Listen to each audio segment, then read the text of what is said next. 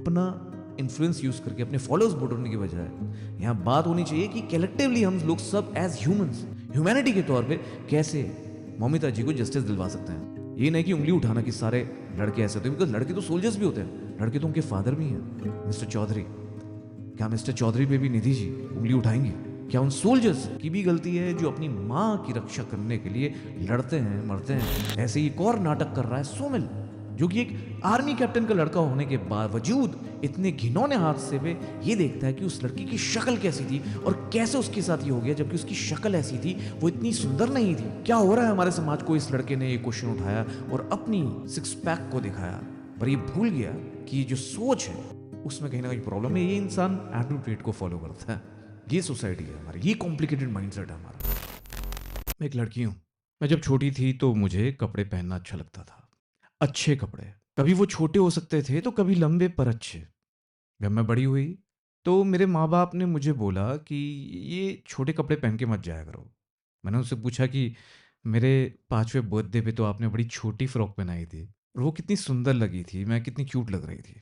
पर मुझे समझ में आता है कि वो चिंता करते थे। पर कब मेरा बचपन मेरी सोसाइटी की वजह से और इस चिंता की वजह से ऐसा हो गया, कब हुआ, कैसे हो गया, ये मुझे सोच के थोड़ा अजीब लगता है।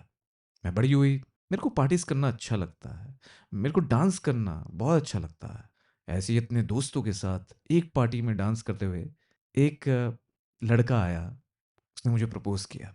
उस लड़के के पीछे मैं खिंची चली गई। मुझे लगा कि उसने मुझे प्यार किया है जैसी मैं हूं, पर जैसे ही कस्में वादे किए एक दूसरे के साथ रहने के, तो वो बदल गया। अब उसको मेरा पार्टी में जाना, मेरा डांस करना अच्छा नहीं लगता था। मैं समझती हूँ कि वो चिंता करता है, उसको मेरे बारे में पॉजेसिवनेस होती है, इनसिक्योरिटी होती है, और इसलिए वो मुझे देर रात घर से बाहर रहने पे भी मना करता है, कभी डांटता है, कभी गरज भी पड़ता है।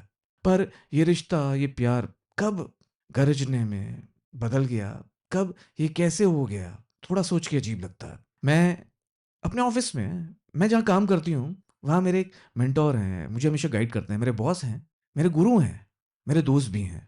मैं अपने बॉयफ्रेंड के सामने हमेशा उनकी प्रशंसा करती थी, हमेशा बोलती थी कि मेरे गुरु को मैं बहुत मानती हूँ। पर एक रात को एक बंद कमरे में जब उन्हीं गुरु ने मेरा हाथ पकड़ लिया, तो मैं समझ नहीं पाई कि हो क्या रहा है। मैं वो हाथ छुड़वा नहीं पा रही थी क्योंकि वो मेरे गुरु हैं, और पकड़ नहीं पा रही थी क्योंकि वो मेरे गुरु हैं।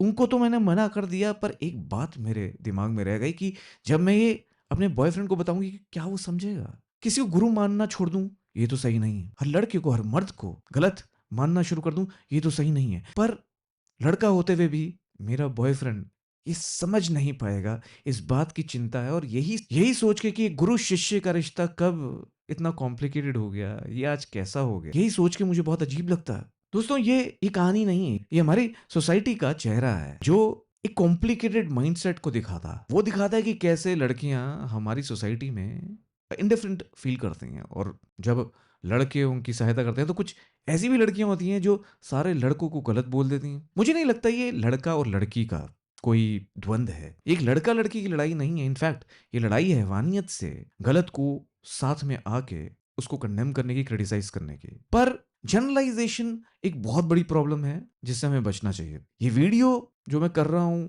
इसका एकमात्र उद्देश्य है मौमिता जी को जस्टिस दिलाने का, जिनके साथ ब्रुटैलिटी हुई, जिनके साथ एक ऐसा हादसा हुआ जिससे पूरा भारत शर्मिंदा है। और उसमें बस लड़कियां ही नहीं आती, उसमें लड़के भी आते हैं। हर लड़का शर्मिंदा है, हर डॉक्टर शर्मिंदा है, हर इंजीनियर शर्मिंदा है, हर सोल्जर शर्मिंदा है, हर क्रिएटर शर्मिंदा है, हर भाई, हर बाप, हर माँ, सब शर्मिंदा है। वो माँ शर्मिंदा है कि उसने संस्कार गलत दिए, वो बाप शर्मिंदा है कि उसने संस्कार गलत दिए। ये लड़का और लड़की की तो बात ही नहीं है, ये बात है हैवानियत को क्रिटिसाइज करने की, साथ में मिलके। ये इंसिडेंट 9 अगस्त को हुआ। इस इंसिडेंट को बहुत डिटेल में बताने की जरूरत नहीं है, क्योंकि अगर किसी को नहीं पता तो शायद वो इंसान सोया रहा होगा पिछले दिनों। आरजी कर मेडिकल कॉलेज कोलकाता में इंसिडेंट हुआ। इससे बड़ा अपराध कोई नहीं हो सकता कि जब आप किसी डॉक्टर को, वो डॉक्टर्स जो बहुत मेहनत करते हैं, कई बड़े बड़े एग्जाम्स देते हैं, दिन रात एक करके पढ़ाई करते हैं, और सपना देखते हैं कि कभी आगे चलकर मेरे को लोग भगवान का दर्जा देंगे। उस डॉक्टर के साथ इस तरह का हादसा होना निंदनीय नहीं, बहुत अविश्वसनीय भी है। अल्कोहल के नशे में आ जाना एक एक्सक्यूज नहीं हो सकता। और उसको, उस जस्टिस को जो मोमिता जी डिजर्व करती हैं, उसमें डिले होना वो भी अविश्वसनीय है। और इसलिए सोशल मीडिया पे जब हर कोई उतर गया, हमने कई ट्वीट्स किए, जो बन पाया किया, लोगों को मोटिवेट किया, चार्ज किया अपनी टेलीग्राम कम्युनिटी में, ट्विटर पे। और ऐसा नहीं है कि इस कोलकाता में चीफ मिनिस्टर ममता बनर्जी हैं और कई लोग हमें राइट विंग वाले फॉलो करते हैं तो जल्दी से वीडियो बना दो। नहीं, ये इतना सेंसिटिव मैटर था कि इसमें ग्राउंड पे काम करना बड़ा ज़रूरी था। तो वी मेड श्योर कि जितने भी लोग वॉलंटियरिंग कर रहे हैं, जिसे जस्टिस जल्दी हो, उनकी मदद हो पाए, उनकी आवाज़ आगे आ पाए।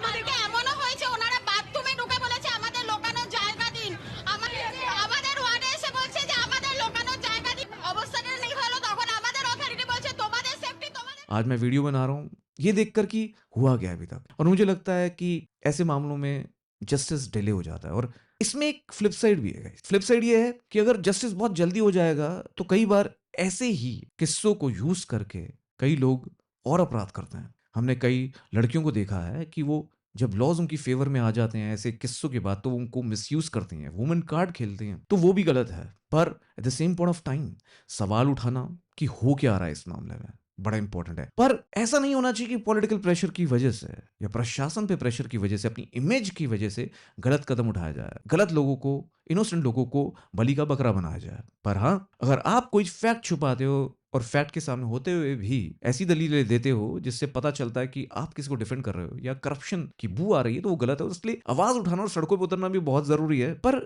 मैं ये देख रहा हूं कि मेरे सामने 3 बहुत बड़े मुद्दे आए जो कि मुझे लगा कि उसके बारे में बात करनी चाहिए। पहला, इस मामले को पॉलिटिकल बना दिया जा रहा। चीफ मिनिस्टर ममता बनर्जी कोलकाता में मार्च पे निकल जाती हैं, ऐसा दिखाती हैं कि she is with everybody else, जो कि एक बड़ा मास्टर स्ट्रोक कहा जा सकता है पॉलिटिकली।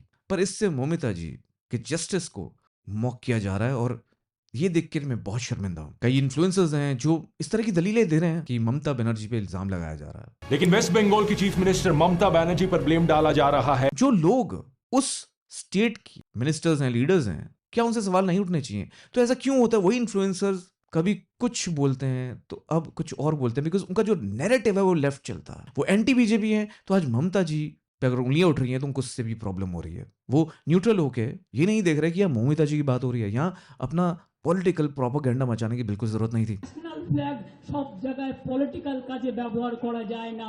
ऐसी दलीलें भी देते हैं कि एनिमल मूवी की वजह से ही हुआ है, जबकि खुद गेम ऑफ थ्रोन्स के प्रशंसक रहे हैं, अनुराग कश्यप गैंग्स और वासीपुर के प्रशंसक रहे हैं, पर आज अपना नैरेटिव के लिए कहानी को एक पॉलिटिकल मोड़ दे रहे हैं।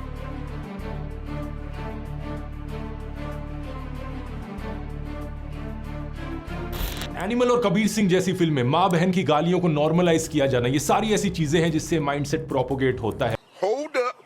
Wait a minute.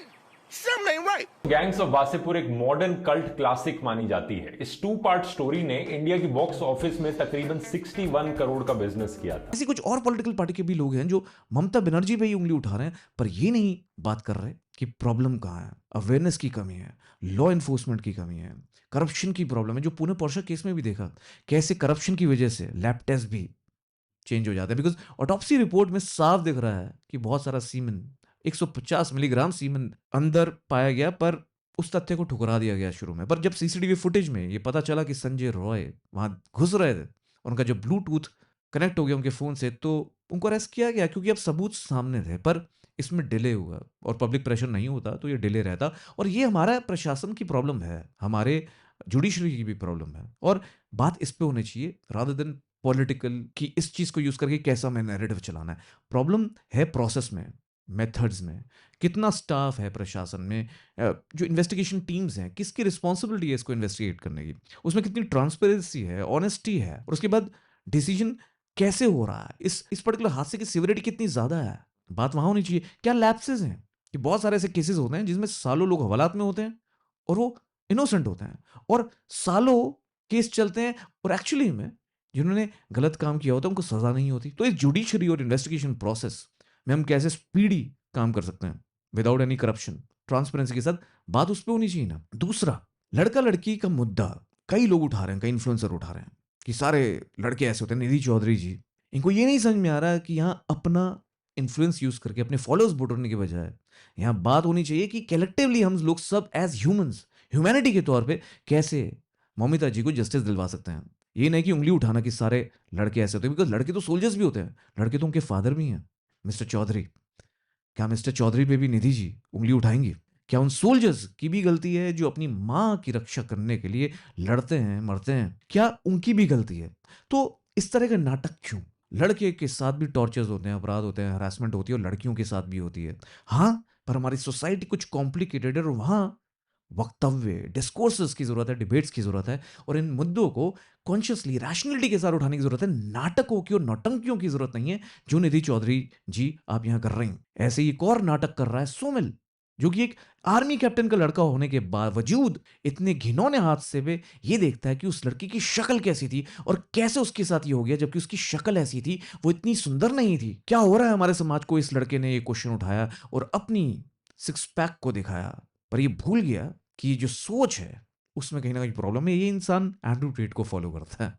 ये सोसाइटी है हमारी, ये कॉम्प्लिकेटेड माइंडसेट है हमारा, जो किसी चीज को रैशनली देख ही नहीं पाता, समझ ही नहीं पाता। someone had posted the story of the victim. इसके बारे में स्टोरीज तो बहुत टाइम से देख रहा था लोगों की, but I had not seen what had actually happened. I did not know सारी चीज हुई क्या थी. And as of me making this video as well, I am not 100% literate or educated on the case, so I might be wrong here. But someone had shared a picture of her, and I asked myself a question: what had happened to guys, man? अपने को वोक समझते हैं लोग ऐसी बातें करके, भूल जाते हैं कि इससे बड़ा अपराध, इससे घिनौना, इससे घिनौनी हरकत नहीं है कोई। जो उस लड़की के साथ हुआ वही इस तरह के ट्वीट्स और इस तरह के कमेंट्स करके ये लोग कर रहे हैं। और गौर की बात तो ये है कि इस बंदे को लोग फॉलो करते हैं, चाहे वो 1,500 हो, चाहे 100 लोग हों। अगर 100 लोग भी इस तरह के लड़के को फॉलो करते हैं तो इससे हमारी सोसाइटी के माइंडसेट का पता चलता है। और मुझे ये सब कुछ सोच के बड़ा अजीब लगता है कि हमारी सोसाइटी कब ऐसी हो गई, कैसी हो गई। At the end of it, मैं चाहता हूं, मैं डिमांड करना चाहता हूं जस्टिस फॉर मौमिता देवनाथ। इनको जो जस्टिस मिलना चाहिए, उसमें जितने भी अक्यूज्ड हैं, जितने भी अपराधी हैं, उनको सजा मिलनी चाहिए।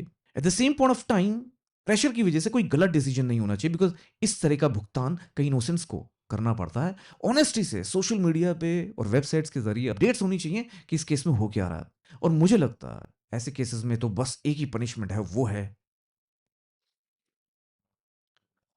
कब होगा, पर बड़े देशों में होता है और इस चीज को कंट्रोल भी किया गया, पर हमारे देश में कब होगा?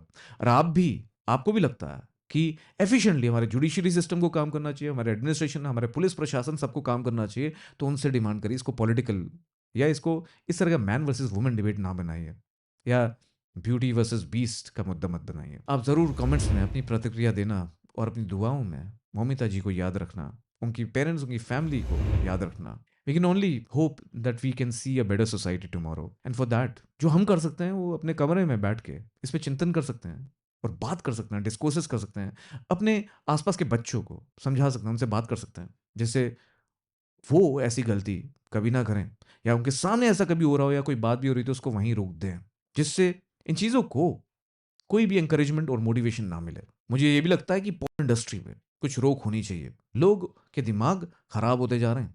इंडस्ट्री इतनी बड़ी इंडस्ट्री है, $1 बिलियन की इंडस्ट्री है। बॉलीवुड, हॉलीवुड सबसे बड़ी, और बड़ा योगदान है इस इंडस्ट्री का हमारे समाज में, हमारी दिमागी अपंगता को देने के पीछे। उस पर क्या रोक टोक होनी चाहिए, क्या रूल्स एंड रेगुलेशंस होने चाहिए, उसके बारे में ही सोचने की जरूरत है। और वो तभी होगा जब करप्शन कम होगा, बिकॉज करप्शन में ये सब कुछ पीछे के रास्ते से हो जाता है, और जब होता है तो आपको उस पर सवाल उठाना चाहिए। इन मुद्दों को लेवरेज करके कोई भी फॉल्स नैरेटिव नहीं चलाना चाहिए, पॉलिटिसाइज नहीं करना चाहिए, रियल इश्यूज पे बात करनी चाहिए। मैं इतना ही कहूंगा। मैं हूं काश, आप देख रहे थे पी बॉय। अब कुछ नहीं छुपेगा।